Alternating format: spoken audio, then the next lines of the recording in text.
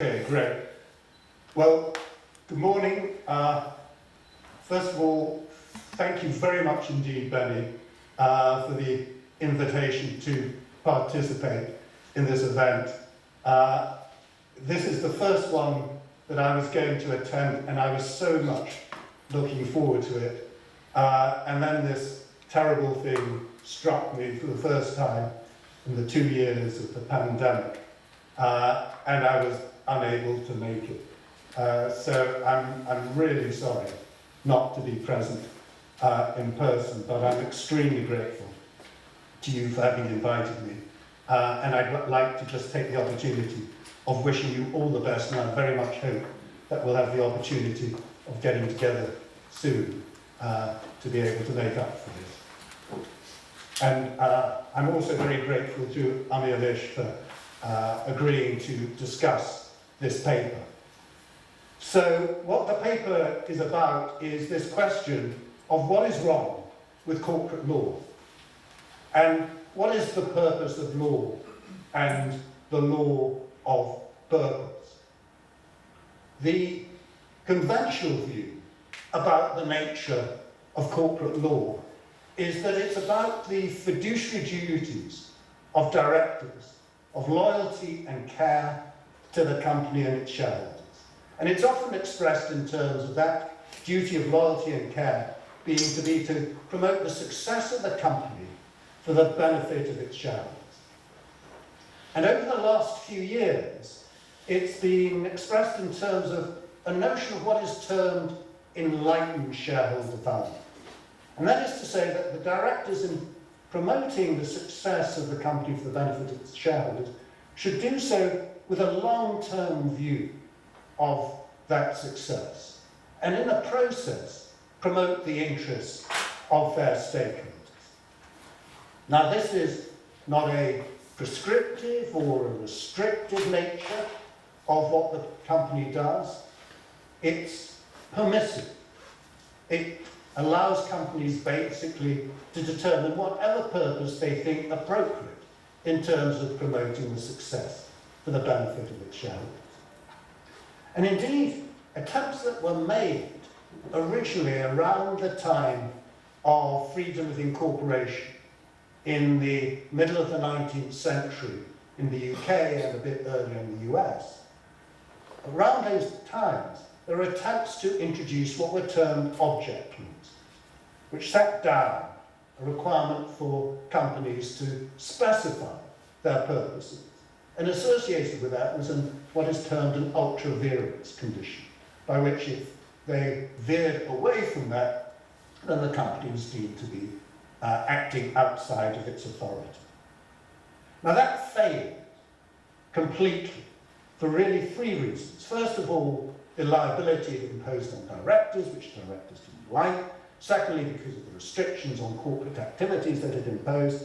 And further, when companies were deemed to be ultra-virens, then other parties couldn't enforce their contracts against the company. The result was that over time, directors increasingly simply made their statements of purpose more and more meaningless, until a point was reached at which the whole thing was abandoned, and in the 2006 UK Companies Act, the notion of object clauses and ultra-virens was completely removed. But nevertheless, there are some deficiencies associated with existing corporate law. And the first one is what I term the notion of reverse causation. And that is that corporate law promotes self-interest on the part of shareholders and those running the company, rather than other regarding interests, in the sense that it promotes the success of the company and the profits that investors derive as being the primary objective of the firm, and every other party's interests are simply derivative of that. That is to say, other stakeholders' interests are what one would term extrinsic to the company, dependent on them conferring benefits on the shareholders, not intrinsic in the sense that the company has a specific interest in those other parties. Now, the way in which it's traditionally viewed that self-interest becomes other regarding interest in relation to that of society more generally is through three mechanisms. First of all, through competition in markets, that's to say competitive markets. Secondly, through contracts. And thirdly, through regulation. But there's a second deficiency of existing law, and that is the extent to which it encourages companies to profit from the problems that they inflict on others. Now, because of this extrinsic nature of the interests of others, it means that other parties are only protected where shareholder value is threatened as a consequence of their interests being undermined. Even in its enlightened form, as I described it, the fiduciary duties of directors are simply to promote the long-term value of the company, and to the extent that in the process of doing that, they undermine the interests of other parties, then so be it. Indeed, there's actually a fiduciary duty on directors to engage in activities that may be detrimental to other parties, so long as it results in increased long-term value and doesn't result in a diminution in the returns to shareholders because of the bad reputational or regulatory consequences of so doing.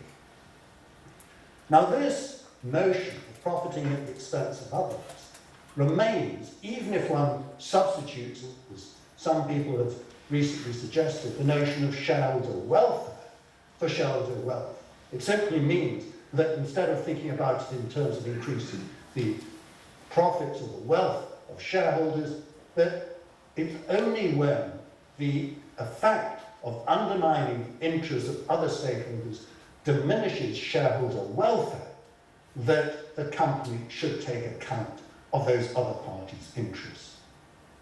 So the law, as currently constituted, does not prevent profiting at the expense of others, except insofar as that is associated with undermining the wealth of other parties. And the implication of that is that far from competitive markets solving the problem, it results in bad firms driving out the good. Bad firms in the sense of those that are willing to exploit their other parties, their other stakeholders, to the greatest extent, driving out other companies that are less willing to do that, more enlightened in the way in which they treat their other stakeholders, but suffer in terms of generating less profit as a consequence. And in terms of contracts, it encourages companies to exploit the uninformed, the unprotected, and the unborn, that is to say, future generations, to the extent that in exploiting those weaknesses on the part of others from contracts, that creates greater profits for companies. And far from regulation promoting deterrence of adverse consequences for others, it encourages companies to engage in avoidance of regulation so that they can circumvent regulation to generate as much in the way of profits for other parties. So the traditional tools of welfare economics that are thought to align the self-interest of companies with those of society more generally are, as a result of this extrinsic notion of other parties' interests, destined to fail.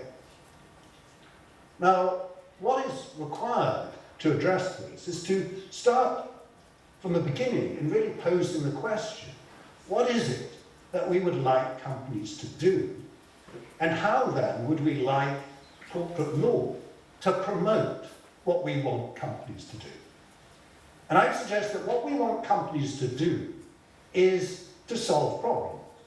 To solve the problems that you and I face as individuals, societies, and the natural world. And to do so in forms that are commercially viable and profitable. That is to say, that this is about hard-nosed business. It's not about philanthropy or charity. It's about generating profit. So that the way in which companies solve problems must be in a form that is profitable for their investors. But that in the process, of producing those profits, they should not profit from producing detriments for others. So the notion of the purpose that I and a number of others have put forward is to produce profitable solutions for the problems of people and the planet, not profiting from producing problems for either. The implication of this is that through profiting from producing solutions, not problems, what one is doing is to ensure that all profitable activities are welfare enhancing. And that all profitable activities are welfare enhancing because to be a justified activity, it has to be profitable, and if it's not welfare enhancing, then it's not profitable according to the definition of profits that I've just put forward. So in other words, the condition of producing profitable solutions for problems of people and planet is both a necessary and a sufficient condition for delivering welfare-enhancing outcomes. It aligns private with public interest, and it also aligns the notion of what profiting means with its original definition. It derives from the Latin proficere profactus, which means to advance and progress. In other words, it should derive from wealth or welfare creation, not from wealth or welfare transfer. And furthermore, it promotes the success of the business through creating more loyalty amongst customers, more engaged employees, more reliable suppliers, more supportive societies and communities. And it does that because of the trust that it instills in others, trust that a company will not be profiting by exploiting theirs. And that assists in terms of the company building partnerships with others and cooperation with the public sector in particular, not the types of conflicts which have pervaded relationships between companies and business in the form of private finance initiatives and public-private partnerships. And in particular, it's important to recognise that this is not a notion of stakeholderism or stakeholder capitalism in the sense of promoting stakeholder interests at the expense of shareholder value. It's about recognising the circumstances in which promoting stakeholder interests is associated with creating greater shareholder value. It also addresses the issue that we as Homo economicus, as being greedy, lazy and selfish face, in terms of the impact that we have on others. Because through this process of ensuring that causation runs in the right direction and there isn't exploitation of others, what the corporation is doing is to align our individual self-interest with society's more generally. It does this by placing problem-solving of others ahead of profit generation for the self. Without that, then the notion that shareholders of a residual claim simply does not happen. Because in essence, what the company is doing is to target the interests of its shareholders, for example, in terms of dividend distributions to them, and makes the other stakeholders essentially the residuals in terms of achieving that target. It's basically what Charles Goodhart describes in his Goodhart law as being when a measure becomes the target, it ceases to be a good measure. And that is precisely what happens when profit becomes the objective rather than the ultimate objective that we're seeking in terms of creating welfare benefits for others. By making profits conditional on problem solving, not creation, then one is ensuring that what the company is doing is to create wealth creation rather than wealth transfer. So it ensures that the residual claims are associated with the right causation and that the property rights associated with the company and its shareholders are associated with profits that are really generating benefits for others as well. The importance of law in this regard is that the relationship between the benefits that are conferred on others and the profitability of the company is no longer simply just an empirical question.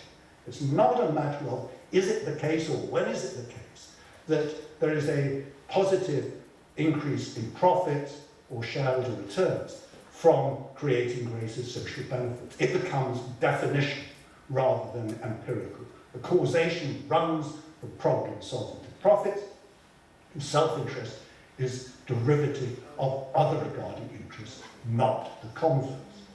So that implies that far from making the welfare beneficial properties dependent on competitive markets, contract enforceability, and effective regulation, the association of profits with problem-solving, not creation, promotes more efficient markets, better contracting, and more effective regulation. This is distinct from the object clauses and ultra-vires conditions, which I said have been tried in the past, in being enabling, not restrictive. It broadens, not narrows, the legal boundaries of the firm by including, alongside the inputs and the outputs of the firm, their outcomes and their impacts on others. It prevents companies from benefiting at the expense of others, and it makes a failure to prevent unjustified enrichment on the part of investors or executives running the company a potential subject of corporate liability. Furthermore, it allows companies to commit to specific beneficial purposes by essentially creating a duty of vigilance of the company over the outcomes and opportunities that it creates, and ensuring that those are equitable outcomes and opportunities.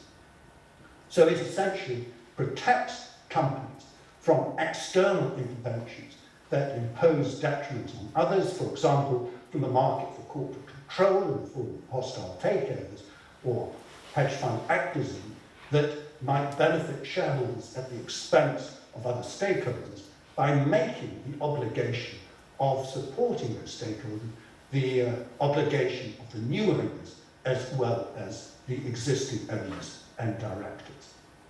The other implications of this is it places emphasis on problem solving through being innovative. It promotes innovation as ways of trying to find new forms of solving problems in profitable fashions. It focuses the governance of firms on problem solving as well as profitability.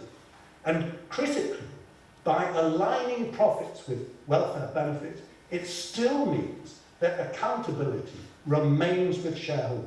It doesn't disperse accountability amongst a myriad of stakeholders. It means that profits are an indicator of where benefits arise, and therefore that accountability should remain with shareholders. Accountability, for example, in terms of the appointment and removal of directors of companies. Instead, what it does is it encourages consultation and engagement by the company with other parties to determine the circumstances in which it's creating detriments and or solutions to other parties' problems. It encourages measurement of the resources required to deliver on those purposes, and profits are measured appropriately net of the true cost of mitigating, remedying, and rectifying any detriments that the company has made, and furthermore, the company is expected to make provision for any future potential detriments that it anticipates. The reason that this works, the reason why the accountability can remain with shareholders is that what this is doing is to make profit a sufficient statistic of welfare enhancement, and thereby it appropriately becomes a basis on which to establish the accountability of the company. Now, people who are strong pro-market adherents may be concerned about the extent to which interfering with current elections might infect the purity of markets.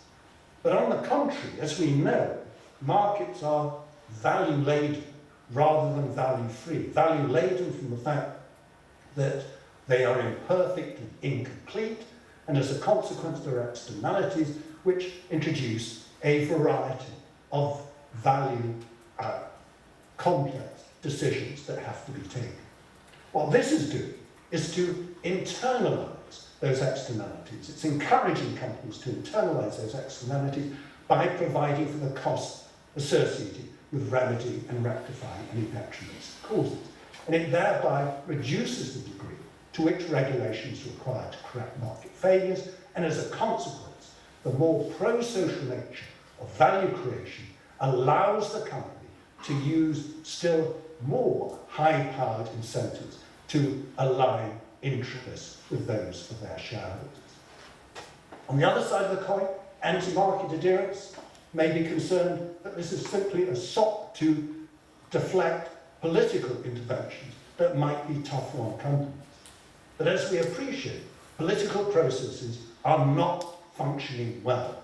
We cannot simply rely on governments to provide the degree of protection that we seek in terms of upholding the interests of other parties. Political processes are and are increasingly becoming corrupted. What this is doing is to promote the sort of participatory corporate governance that promotes a common purpose, that aligns the interests of those running the companies, not only with their shareholders, but with the other parties as well.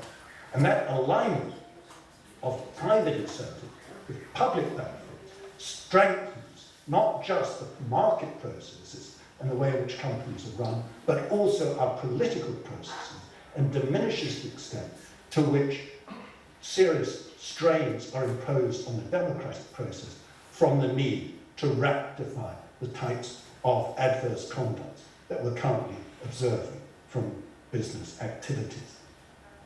So to sum up, what I'm suggesting is that corporate law is critical in defining the nature of the corporation.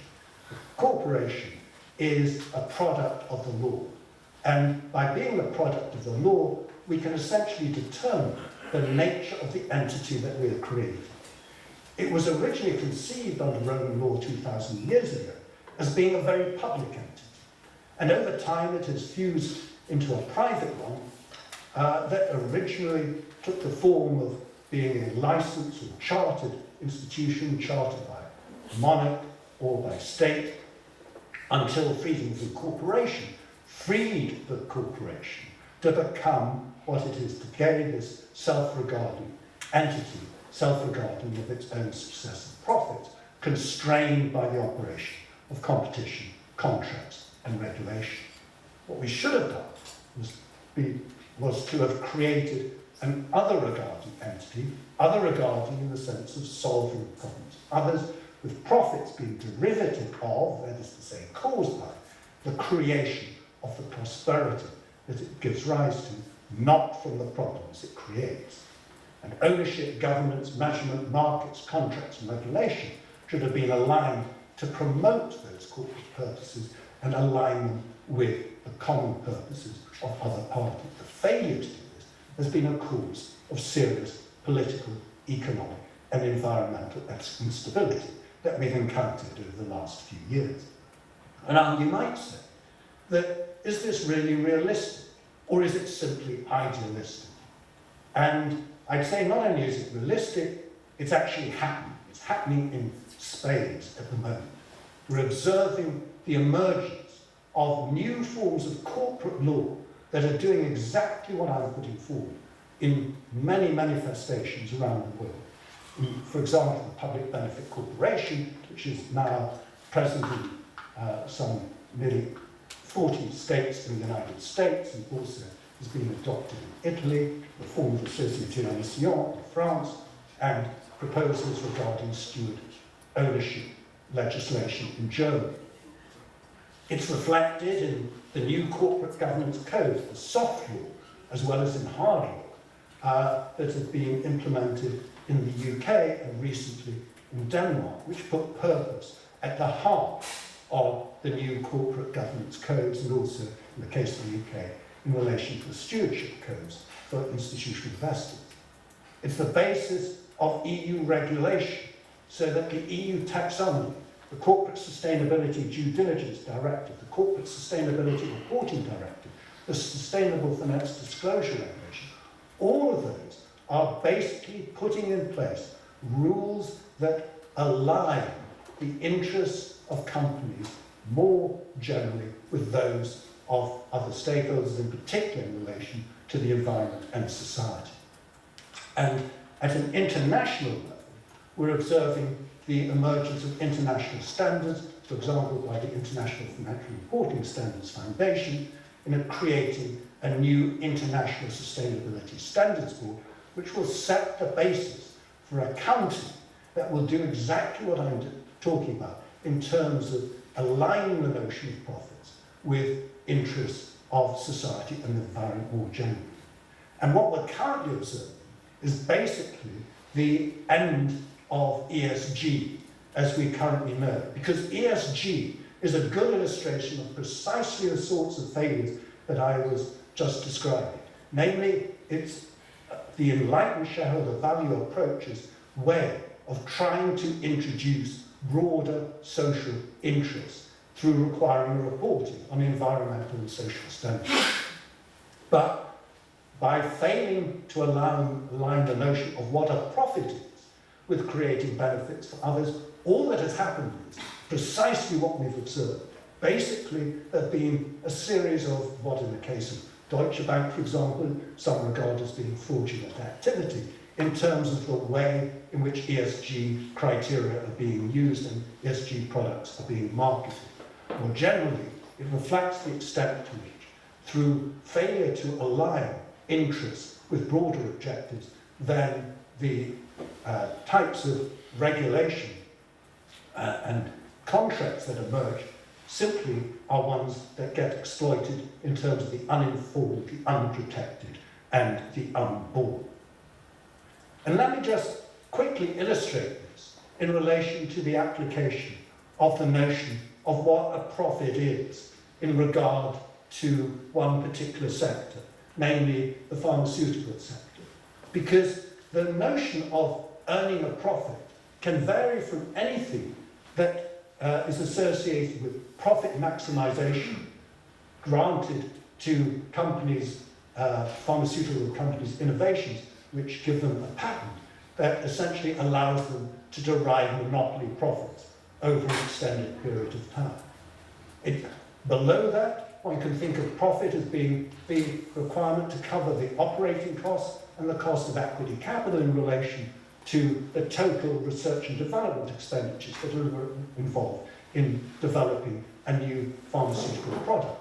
Or it may just be restricted to the R&D expenditures on the particular successful innovation that was made, not the total R&D expenditure on all of the unsuccessful as well as successful investments that were made. Or it may be in relation not to the full cost of equity capital, but instead in relation to the impact investors' cost of equity capital, those who attach an importance to the welfare as well as the wealth creation associated with the new patented products. Or we can simply regard it as covering the operating costs of the company, or still at a lower level, the revenues that are required to cover the direct marginal cost of production and delivery of that particular pharmaceutical product to a particular part of the world. Now, the importance of this notion of what is a profit and when should one view companies as delivering a true profit is illustrated in terms of the way in which the pharmaceutical companies reacted in terms of their pricing of the vaccine for coronavirus. So what we observed in relation to, for example, this was an estimate of the amounts that the EU was being charged for the vaccines in December 2020, was an immense variation in terms of the pricing from at the very low end, the Oxford AstraZeneca being priced at about €1.80, up to the pricing of Moderna at $18 and Pfizer at 12 euros. So nearly a factor of 10 variation in terms of pricing of pharmaceutical products, vaccines from different producers. And this had dramatic impacts in terms of the social welfare of the vaccines around the world, as illustrated by the distribution of the vaccines between different types of countries, between low, lower middle, upper middle, and high income countries. And you can see that in relation to the high-income countries, that the markets were dominated by the high-priced companies, by Pfizer and Moderna, as shown by the dark blue and the pink lines respectively. Whereas in the case of the low and lower middle-income countries, those countries only had access to and could afford the vaccines which were produced at a price charged by AstraZeneca, which reflected simply the direct marginal cost associated with the production of the vaccine and its delivery to different parts of the world, as against the total return that was being sought by the higher priced other pharmaceutical companies. So these things are of real significance and of real importance, and law has a substantial role to play in bringing about a better alignment between what we as individuals and societies around the world need and what companies are delivering. Thank you. Thank you.